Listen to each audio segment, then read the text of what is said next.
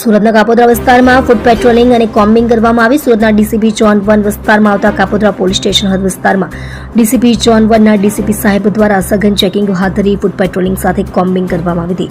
જેમાં આ કોમ્બિંગ દરમિયાન કાપોદ્રા પોલીસ સ્ટેશનના પોલીસ ઇન્સ્પેક્ટર અસુરા સાહેબ અને સર્વેલન્સ સ્ટાફ પણ સાથે રહી સઘન કડક કોમ્બિંગ કરી હતી. કાપોદ્રા વિસ્તારમાં આગામી ગણેશ ઉત્સવ અને ગણેશ વિસર્જન અને ઈદે મિલાદ નબીનો તહેવારને ધ્યાનમાં રાખી કરવામાં આવી હતી કોમ્બિંગ.